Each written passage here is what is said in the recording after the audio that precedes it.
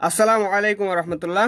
আমাদের NU channel, আমাদের NU university চ্যানেলের পক্ষ থেকে আপনাদের সবাইকে স্বাগতম। আজকে আমি অনার্স প্রথম বর্ষের অ্যানালিটিক অ্যান্ড ভেক্টর জিওমেট্রি এই সাবজেক্টের 6 নম্বর চ্যাপ্টার নিয়ে আলোচনা করতেছিলাম। এই চ্যাপ্টার থেকে অলরেডি 4টা ভিডিও আপলোড করা হয়ে গেছে। এটা আমার 5 নম্বর ভিডিও। ত্রিমাত্রিক কার্তেশীয় স্থানাঙ্ক। চলুন শুরু করা যাক। আজকে আমি 27 নম্বর ম্যাথ সলভ করে দেবো। কমেন্টে এক ভাইয়া জানাইছে যে আমার 38 নম্বর ম্যাথটা সলভ করে দাও। ভাইয়া হ্যাঁ দেবো, আমি 38 নম্বর ম্যাথটা সলভ করে দেবো, কিন্তু একদিক থেকে যাই। এলোমেলো সলভ করে দিলে পরে এলোমেলো অন্য চ্যাপ্টার থেকে কমেন্ট করলে পরে সেগুলো মানে বা ভিডিওগুলো এলোমেলো হয়ে যায়, খুঁজে পাতে অনেক কষ্ট হয়। তাই আমি 27 নম্বর ম্যাথ কালকে দেবো। 28 নম্বর, 29 নম্বর, 30-30-এর পরে আমি যাব কত নম্বর 36-36-এর পরে যাবো আমি 38 নম্বর ম্যাথ সলভ করবো। 27 নম্বর ম্যাথে আছে দুইটি সরলরেখার দিক cosine L plus B M plus C N equal to 0, F M N plus G N L plus H L M equal to 0 দ্বারা নির্দেশিত হইলে প্রমাণ করো যে সরলরেখার লম্ব হইবে যদি F by A plus G by B plus H by C equal to 0 হয়, এবং সরলরেখাটা সমান্তরাল হইবে যদি root over F plus plus minus root over B G plus minus root over কত সি এইচ ইকাল টু কত হয় 0 হয়। এটা হচ্ছে সমান্তরাল হওয়ার শর্ত। মানে এত হলে পরে সমান্তরাল হবে, এত ইকাল টু 0 হয়। যদি এত ইকাল টু 0 হলে এত মানে ইকাল টু সমান্তরাল হবে, এত ইকাল টু 0 হলে। আরেকটা বলছে লম্ব, মানে লম্ব হইবে যদি কত হয় এত ইকাল টু 0 হয়। ঠিক আছে, চলুন সলভ করা শুরু করে দেই আর দেরি না করে। তাহলে ইএক্স কত নাম্বার 27। সলিউশন বলতে দুইটি সরলরেখার দিক কোসাইন। আমার দুইটা সরলরেখা দিয়েছে, দুইটারই দিক কোসাইন নির্ণয় করতে হবে। আমি কিন্তু আগের ভিডিওগুলোতে দিক কোসাইন নির্ণয় কেমন করে ওই তার বিস্তারিত আলোচনা করছি। দুইটা সরলরেখার দিক কোসাইন নির্ণয় করব, এবং ওই দুইটা সরলরেখা থেকে আমাদের লম্ব শর্তগুলো কি আলোচনা করব। এবং সরলরেখাটা সমান্তরাল হইবে যদি root over A plus root over plus minus root over BG plus minus root over কত সিআইস ইকাল টু 0 হয়। তাহলে সেটাও কি দেখাবো যে এত ইকাল টু কি আমার সরলরেখাটা কি সমান্তরাল। তাইলে আমি শুরু করি। আমাদের প্রদত্ত সমীকরণটা তুলে নেবি। প্রদত্ত সমীকরণ কত দেওয়া আছে, A L plus B M plus C N equal to 0। এটা আমার 1 নং সমীকরণ।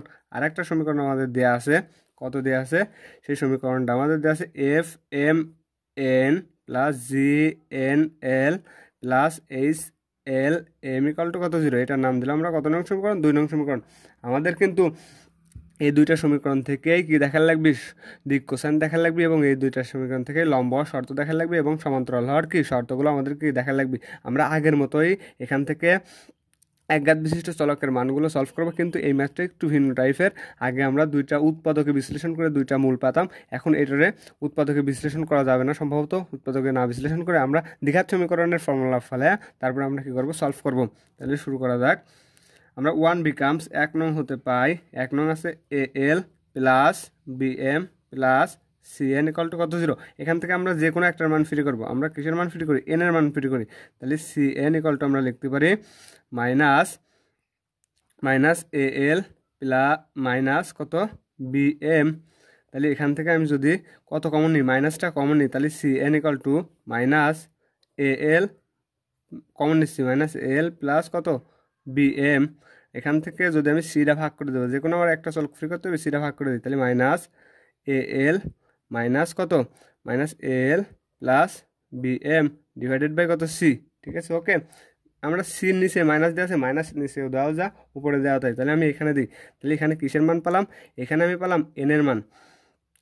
এই এন এর মানটা আমি 2 নং সমীকরণে বসাবো। ঠিক আছে, তাহলে এন এর মান 2 নং সমীকরণে বসাইয়া পাই। আমি 2 নং সমীকরণটা তুলে নিই। F M N plus G N L plus H L M. 2 নং সমীকরণটা কি করলাম, তুলে নিলাম, ইকাল টু কত 0। এখন আমরা এন এর মান বসাবো। তাহলে যদি আমরা এন এর মান বসাই, এন এর মান বসালে কত পাবো, তাহলে আমরা এফ এমটা এই পাশে রাখি। এন এর মান কত পাইছি, এন এর মান পাইছি A L plus B M divided by কত মাইনাস সি প্লাস এখানে আমি এন এর মান বসাবো। তাহলে এখানে আমি কত ফ্রি রাখবো, এখানে জি এলটা ফ্রি রাখি। এন এর মান বসাইলে আমি কত পাচ্ছি, এন এর মান বসাইলে পাচ্ছি A L plus B M divided by কত মাইনাস সি প্লাস এখানে কিন্তু এন নাই, তাহলে থাকতেছে আমার H L M equal to কত 0।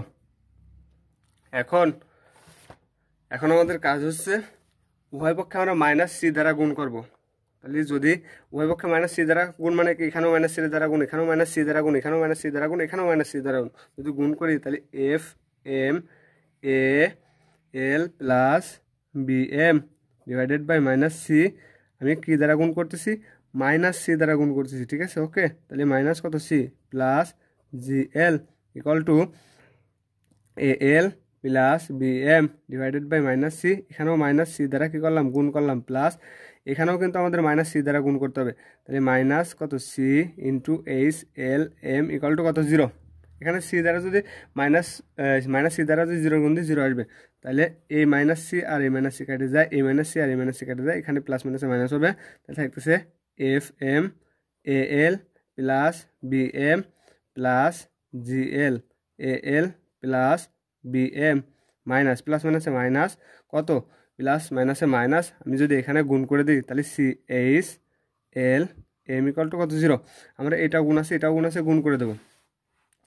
যদি আমি গুণ করে দিই তাহলে কত পাচ্ছি, গুণ করে দিলে পাচ্ছি আমি এ এফ, আমি সাদায় লিখতেছি একবারে এম এল, এটা কিন্তু এল প্লাস এখানে যদি আমি এটার সাথে এটার গুণ দিয়ে দিই, এটার সাথে এটার গুণ দিই, তাহলে পাবো বি এফ কত M square, B B B F M M কত এম স্কোয়ার, তারপরে প্লাস এইখানে এটার সাথে এটার গুণ দিয়ে দিই, গুণ করলে পাবো এ জি কত এল স্কোয়ার এল এল এল স্কোয়ার প্লাস এখানে যদি এটার সাথে এটার গুণ করে দিই তাহলে পাবো বি এফ কত M B F M L, B F M L minus এখানে কত আছে C H L M equal to কত 0।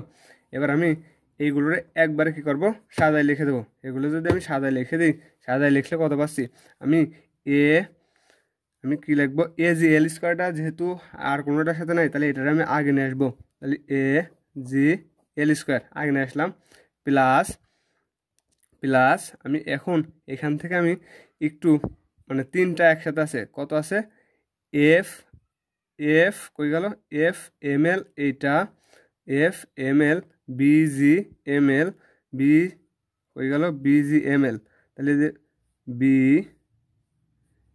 Busy B F M L এটা লিখলাম, বি এফ এম এল এটা আমার আরেকটা বিজি এম এল বি এখানে একটা জি হবে, ঠিক আছে সম্ভবত এম এল, এটা এফ না ভুল তুলছি এফ না, বিজি এম এল আর মাইনাস কত এই তিনটা আমি একসাথে নিয়ে একবারে কমন নিয়ে লিখে দেবো। তাহলে যদি লিখি তাহলে A F plus BG minus CH কত কমন নিলাম, এখান থেকে আমি এল এম কমন নিলাম, তারপরে এল এম কমন নিলে পরে আমার থাকতেছে কত প্লাস একটা জিনিস থেকে যাচ্ছে, কত থাকতেছে সেটা আমার থাকতেছে এইটা থাকতেছে কত B F M square, B F M square equal to কত 0।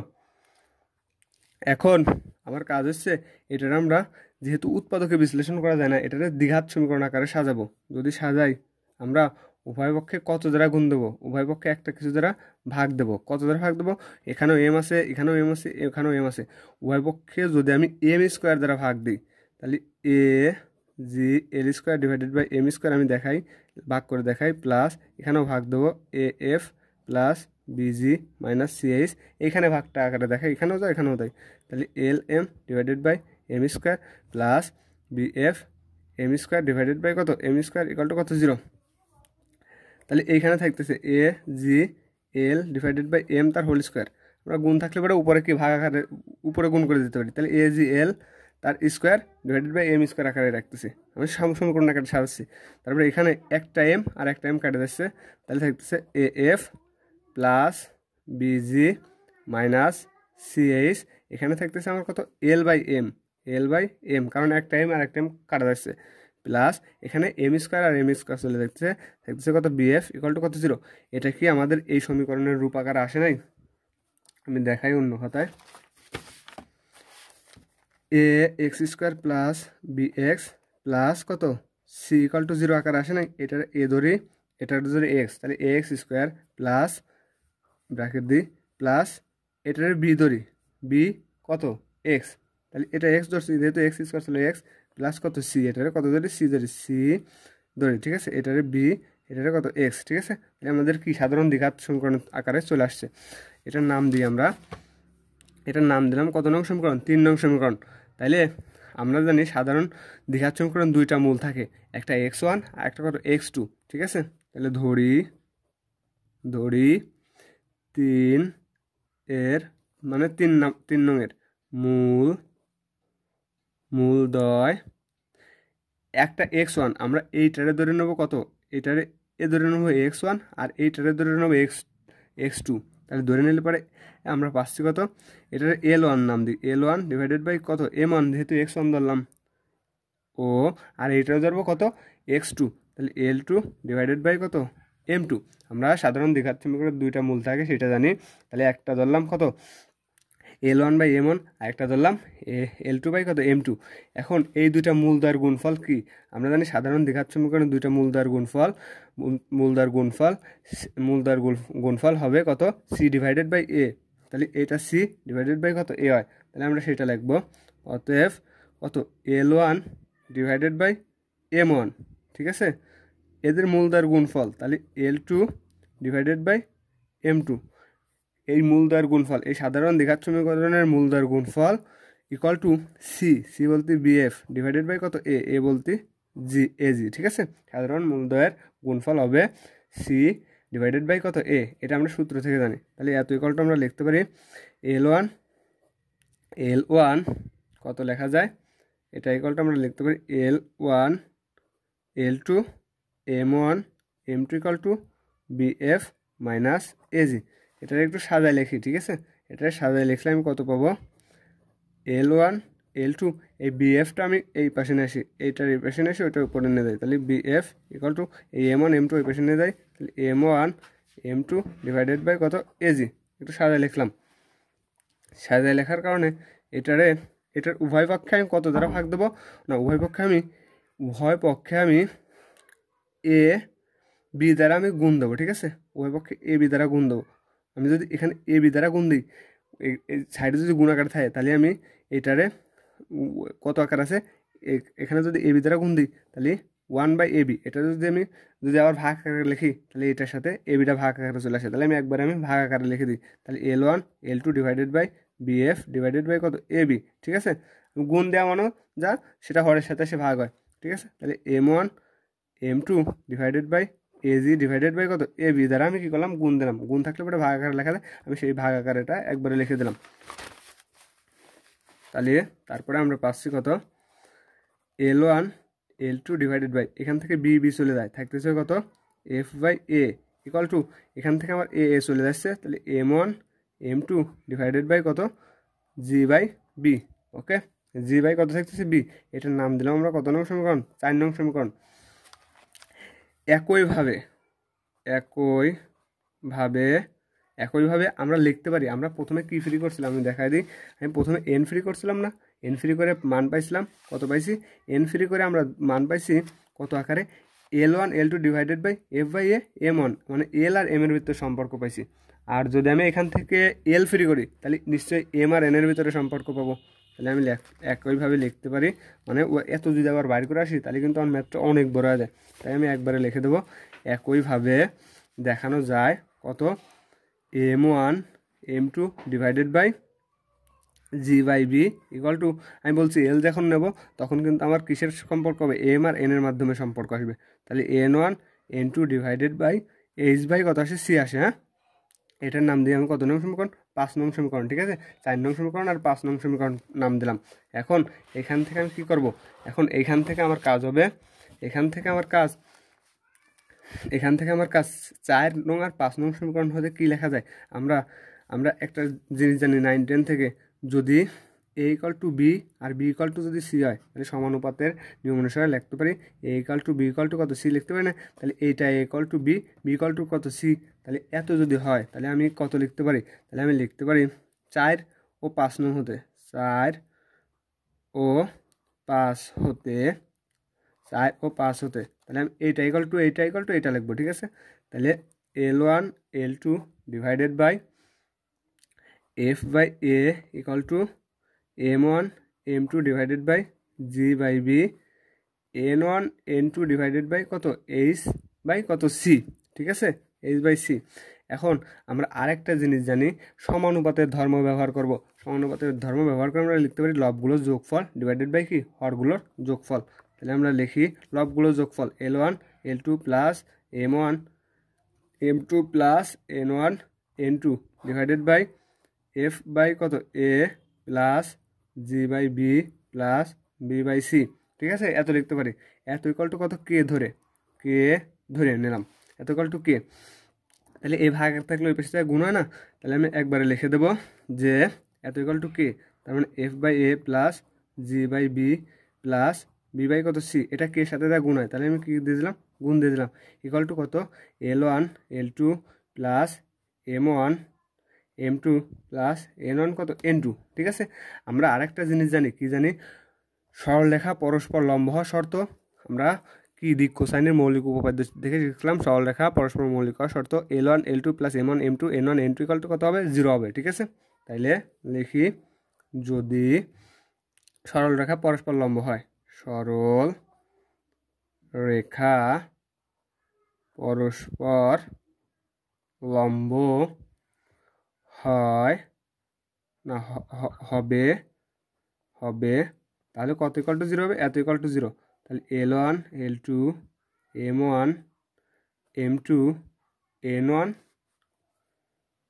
N2 ইকুয়াল টু কত হবে, 0 হবে। ঠিক আছে, যদি এইটার মান এই এত ইকুয়াল টু কিন্তু 0, এই 0 যদি এখানে বসাই তাহলে এত ইকুয়াল টু 0 আসছে। তাহলে আমি লিখি এই ক্ষেত্রে পাই কি পাই কে F by A plus G by B by C equal to কত, 0। যদি এত ইকুয়াল টু 0 হয় তাহলে এই মানটা যদি আমি এখানে বসাই তাহলে এত ইকুয়াল টু কত পাবো, 0 পাবো। এটা গুণাকার আছে না, ওই পাশে ভাগ দিলে পারে, তাহলে পাচ্ছি F by A G by B by C equal to কত পাওয়া যাচ্ছে, 0 পাওয়া যাচ্ছে। ঠিক আছে, G by B equal to 0 পেয়ে গেলাম। আবার সরল রেখা দ্বয় পরস্পর সমান্তরাল হইলে আমরা লিখতে পারি, আবার সরল রেখা দ্বয় পরস্পর সমান্তরাল হইলে, আবার যদি সরল রেখা দ্বয় পরস্পর সমান্তরাল হয় তাহলে আমরা লিখতে পারি L1 divided by L2 M1 divided by আমরা কত লিখতে পারি M2 N1 divided by N2। ঠিক আছে, তাহলে আমরা সরল রেখা দ্বয় পরস্পর সমান্তরাল হওয়া শর্ত L1 by L2 M1 by M2 N1 by কত N2।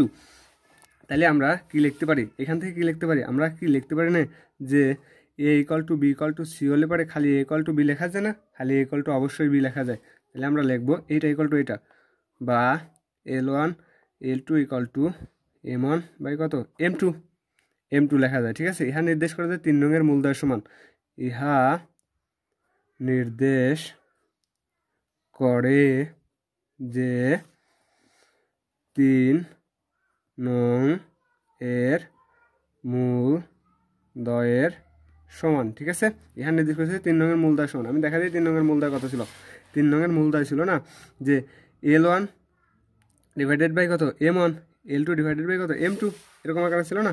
তাহলে আমার কিন্তু সেই একই আকারে আসতেছে, ঘোরা ফিরে লিখলে পরে সেই একই আকারে আসলে আসবে না। তাহলে আমি একটু ঘুরায় লিখে দিই, তাহলে ঘুরায় লিখলে পরে এই লাইনটা একটু পরের লাইনে লিখলে ভালো হবে।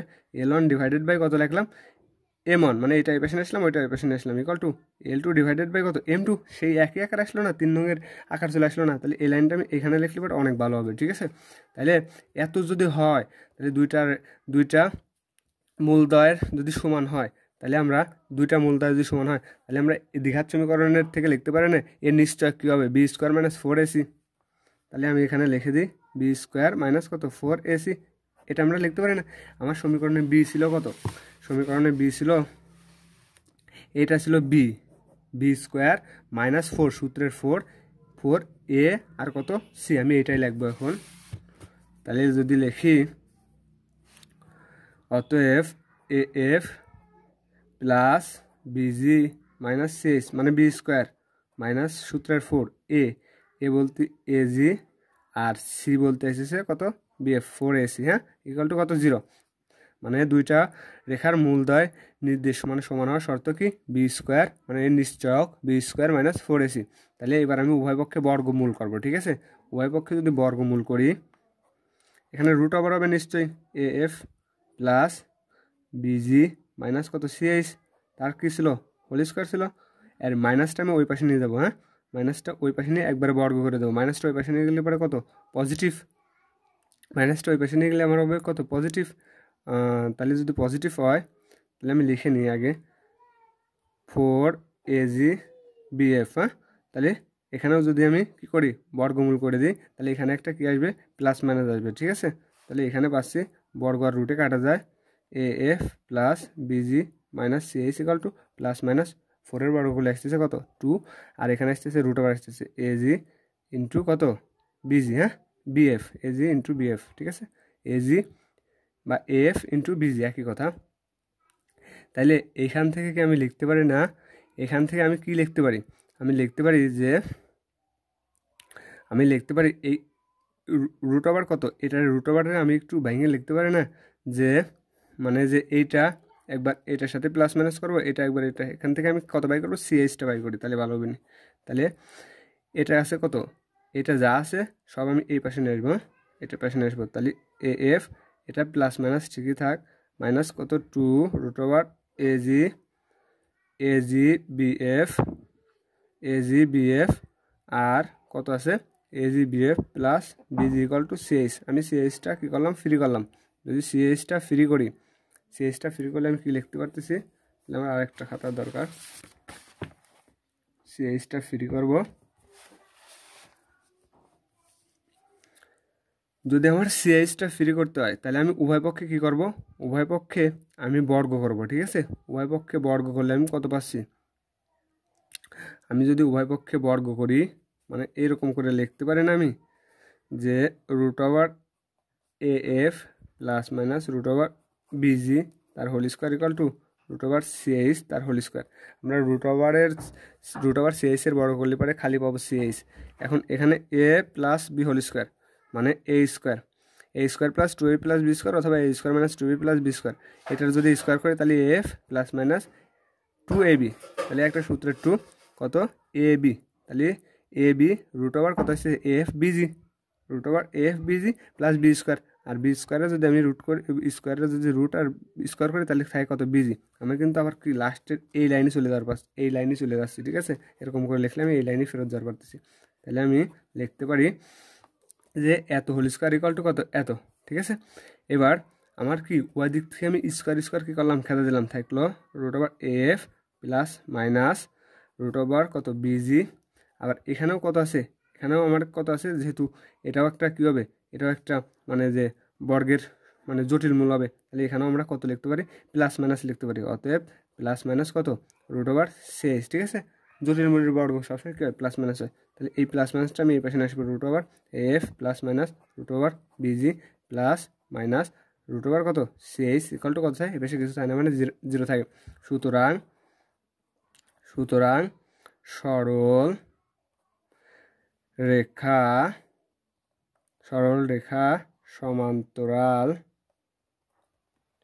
সমান্তরাল হইবে যদি root over F plus minus root over BG plus minus root over কত সিএইচ ইকাল টু কত হয় 0 হয়। আমার কিন্তু প্রশ্ন এটা ছিল, আমার এখানে যদি কনফিউজ থাকে আমি এই লাইনটা আরেকবার বুঝিয়ে দিই। A plus B whole square, তো কেমন করে এই লাইন থেকে আসে সেটা দেখা দিই। A plus B whole square তার মানে এ স্কোয়ার, আমি সেটা দেখাই, A square plus minus 2ab A B plus B square তার মানে root over BG square equal to, এখানে যদি আমি কী করি বর্গ করি তাহলে পাবো কত সিএইচ। হ্যাঁ, এখানে রুটের যদি বর্গ করি, আমি কিন্তু এটা এক্সট্রা দেখাচ্ছি, যদি বর্গ করি তাহলে পাবো এফ প্লাস মাইনাস 2, এটাও রুট একবারে রুটের ভিতরে লিখি এ এফ কত বিজি, হ্যাঁ বিজি প্লাস কত থাকতেছে আমাদের বিজি থাকতেছে ইকাল টু কত সিএইচ। তাহলে আমি কি এই লাইন মানে এই লাইন থেকে আমি এই লাইন লিখতে পারি না, তাহলে সেই লাইন লিখলাম। আজকে এ পর্যন্তই, এরপরে আমি ভিডিও নিয়ে আসবো 27 তো শেষ করলাম, এরপরে আমি আসবো আমি 28 নম্বর ভিডিও। 28 নম্বর ভিডিওটা এই 27 আর 28-এর মধ্যে কোনো পার্থক্য নেই, তারপরে আমি 28 নম্বরটা করে দেবো। তারপরে 29 নম্বর, 30 নম্বরটা 19 সালে আসছিল, যদি প্রয়োজন হয় তাহলে কমেন্ট সেকশনে, নাহলে আমি 30টা করে দেবো। তারপরে একবারে চলে যাবো আমি কত নম্বরে, তারপরে চলে যাব 36, তারপরে 38 নম্বর করলে পরে এই চ্যাপ্টার শেষ। আজকে পর্যন্তই, আসসালামু আলাইকুম।